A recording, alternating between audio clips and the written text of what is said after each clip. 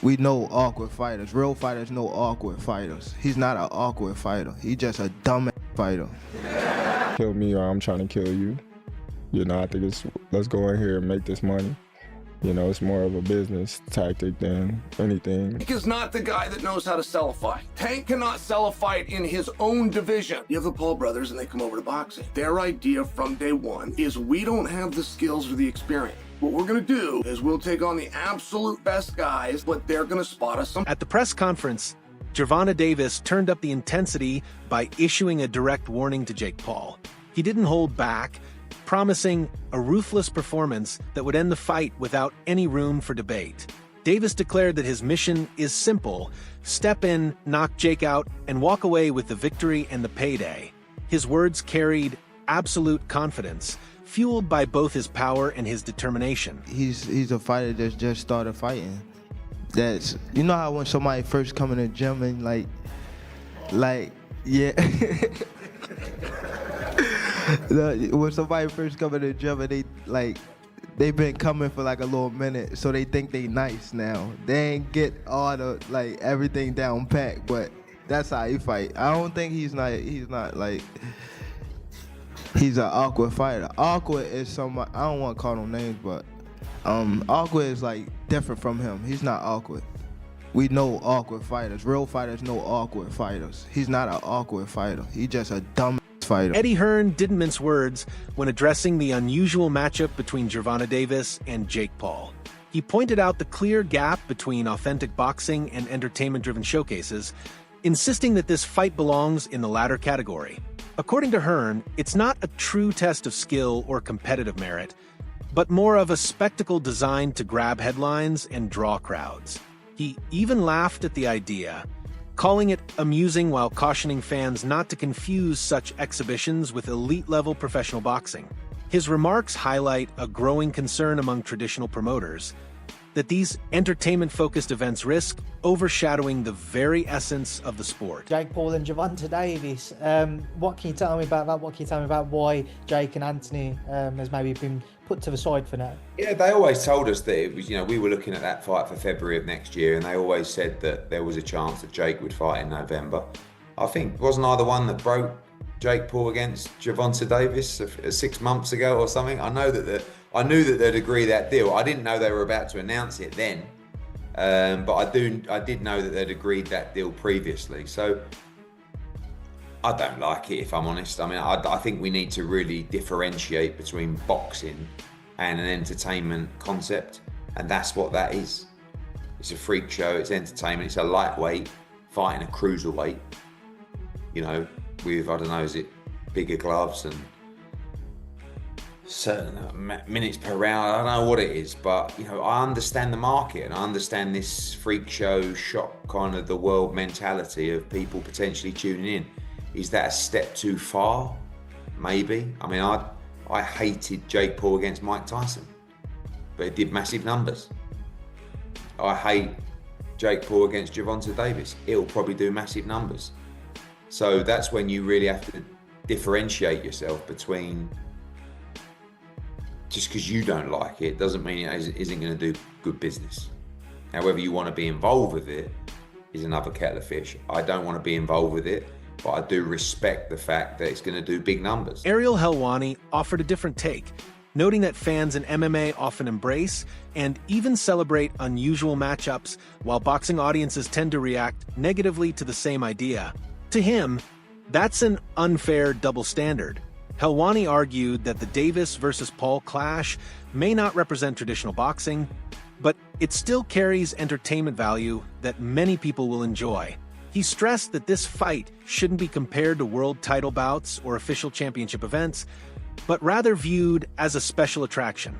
In his view, if combat sports fans can welcome spectacle matchups in MMA, then boxing fans should be able to appreciate this showdown without unnecessary backlash. Generally, I'm sure it'll be a little bit closer, maybe 200 to 150.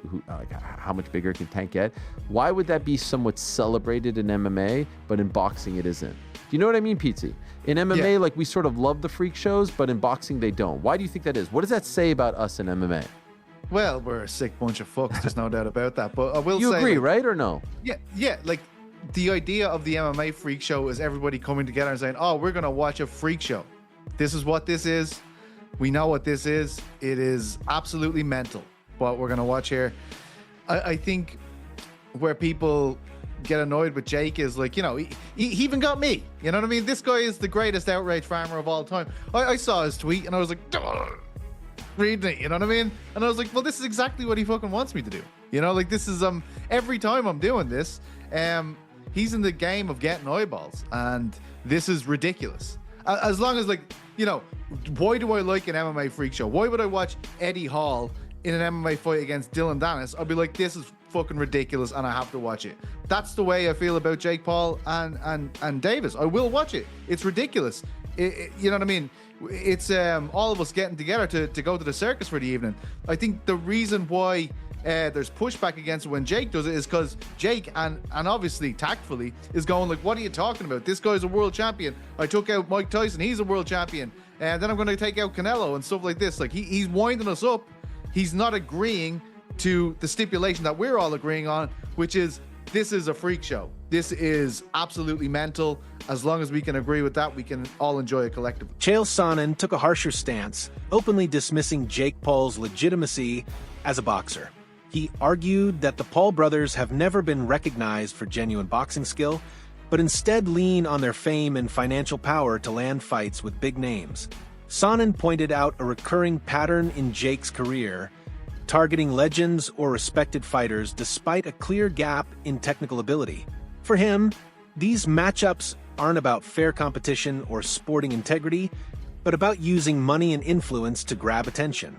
His blunt criticism echoed the views of many who believe this fight is more of a business move than a true test of boxing talent. Tank is not the guy that knows how to sell a fight. Tank cannot sell a fight in his own division. You have the Paul brothers and they come over to boxing. Their idea from day one is we don't have the skills or the experience. What we're gonna do is we'll take on the absolute best guys, but they're gonna spot us some pound. Tank has one job to do, that it doesn't make any difference, that boxing is a real sport. My skills versus your skill, of which I am an abundance of and of which you have none of. Tank is telling anybody that will listen that there's a size problem. My skills and my experience in boxing, I do not have to wonder who's in the bar tonight. Any bar I go to, I rule the bar. No, it turns out that you don't. Just need some big guy to corner you, apparently. Boxing has never stood its ground. Boxing has never been able to explain why Floyd needed a half hour to get rid of a guy who's never boxed before. Tank Davis has already began this. When you choose a dum-dum, don't be surprised when he goes out and acts like a dum-dum. One of the biggest talking points around the Davis versus Paul exhibition is the drastic size difference between the two.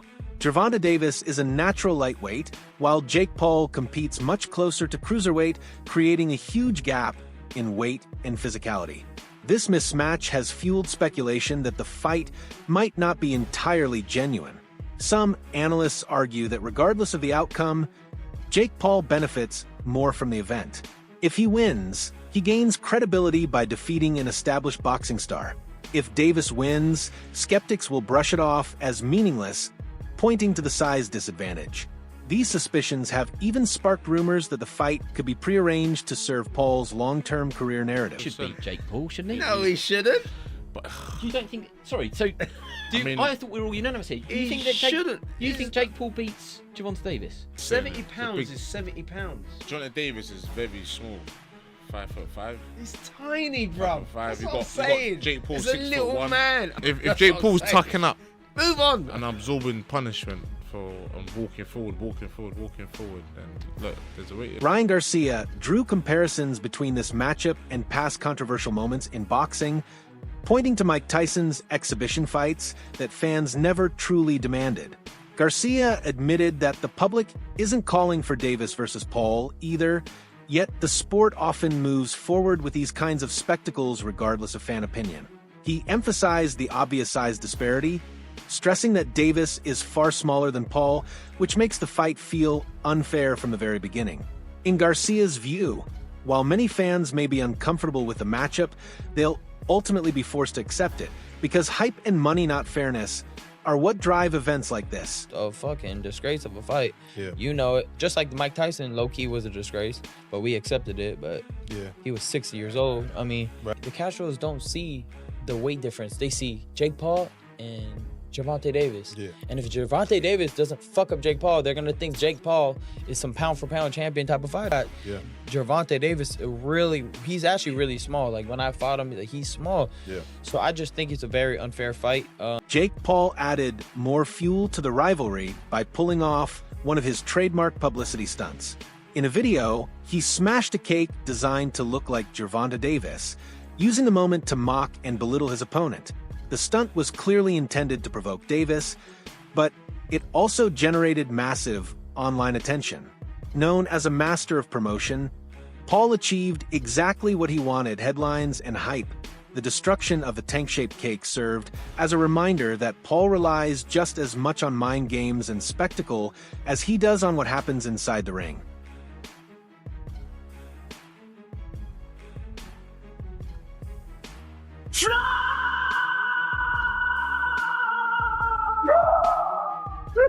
Seeing Gervonta Davis share the ring with someone as large as Jake Paul will feel almost surreal. The size gap borders on comical, yet Davis brings clear advantages in speed, skill, and defensive mastery. His sharp footwork allows him to circle the ring, avoid heavy punches, and create countering opportunities. While Paul will look to impose his reach and physical strength, landing clean shots on a smaller, elusive opponent like Davis won't be easy. The true intrigue lies in this contrast: Paul's size versus Davis's skill, a clash that makes the matchup unpredictable despite the physical imbalance. Why is Gervonta Davis fighting a guy that big? There is some interest to that, because you're not going to see Gervonta Davis. You're going to be able to see Gervonta Davis's feet. That's what I'm going to be interested to see, because I don't think Gervonta's going to jump out there and try to run up into Jake Paul and try to knock Jake Paul out. What I think Gervonta is going to do is Gervonta is going to move his feet, just going to move, make Jake Paul miss a lot, make Jake Paul look really dumb just by using defense on him and making him swing at the wind, because that is going to be very tough for him to hit a guy that is that little. If you play basketball, for example, and you are a tall 6'1" guy and you try to stand in front of some 5'8", real quick 5'8" guy, trust me, their first steps are going up out of there, those little teeny weeny dudes. So that's going to be very fun and interesting to watch how that goes down. Now, on the other side, what Jake Paul's going to do. He don't have no consciousness. He doesn't have a conscience about what he's trying to do. He's going to go in there try to hurt a 60-year-old Mike Tyson. He don't care. He wanted to Nate. He's way bigger than Nate Jones. When he fought Nate Jones, he didn't care about hitting Nate Jones upside the head. He's definitely going to be looking to try to get as much as he can get off on Gervonta Davis, and I see him trying to run up on him, trying to maul him, trying to grab him, trying to club him, trying to do all kind of craziness, man. And it's going to be interesting. It's going to be an interesting thing to watch. Now, let me tell you what I really hope, and I haven't seen for this particular card, but I know that I know it's going to be good, which is the undercard. The undercard for the Canelo Alvarez fight and Terence Crawford fight is absolutely horrendous. There's nothing on the thing that would make you want to watch to tune into that. Even Terence Crawford, regarded as one of the best pound-for-pound fighters in the world, dismissed the idea of taking the Davis versus Paul matchup seriously. He openly questioned how promoters could justify putting a 195-pound fighter in the ring with someone who naturally competes at 135 pounds. For Crawford, this isn't a legitimate contest. It's a business move disguised as a fight. His indifference reflects the skepticism shared by many boxing purists who view the event as spectacle over sport. Crawford's comments underline the growing divide between true competition and entertainment-driven matches. Continue to debate whether Gervonta Davis's punches will even register against someone the size of Jake Paul. Power often dictates the outcome of a fight, but against a much larger opponent, Davis's shots may lose their usual sting. Many worry that Paul's sheer body mass could absorb most of the impact, forcing Davis into a far tougher challenge than he typically faces. On the other hand, if Paul connects cleanly with his size and weight advantage, the effect on Davis could be devastating. This layer of uncertainty not only heightens the tension, but also raises serious questions about whether this exhibition should even be happening under such conditions. I am interested to see, will it look similar to this, or will it be even more definitive in favor of Tank, like some people are suggesting? And with it being 10 rounds, like Jake Paul did start to gas at the end of his last fight. Like if that happens, maybe Tank could look at that and go, right, I'm going to work the body early, and when you do start fading, then I'm going to fucking really put the pressure on you. And it's one thing with Julio Cesar Chavez, you know, in front of you, you know, who's trying a little bit in the last 2 rounds, but Tank, even as small as he is, it will be a lot harder to keep him off. And what will Tank's power be like as a 135er? Like he's probably going to be about 150 when he gets in there, maybe. Will those punches on the big fat dome of Jake Paul actually really hurt? Because power can translate up a couple of divisions, but like that's a lot of divisions. What if Jake just takes them? No problem. I'm not saying he will. I'm just saying it would be fucking weird. This really is size versus skill in its purest form, and that is why I've got to admit I'm fascinated to see it. To be honest, I'm a little disappointed as well, because I wanted to see Tank versus Roach after they went to a draw in their last fight, a very controversial draw. I think Tank should have fucking lost it, to be honest. Tank doesn't give a shit about legacy and belts. He doesn't give 2 shits about that.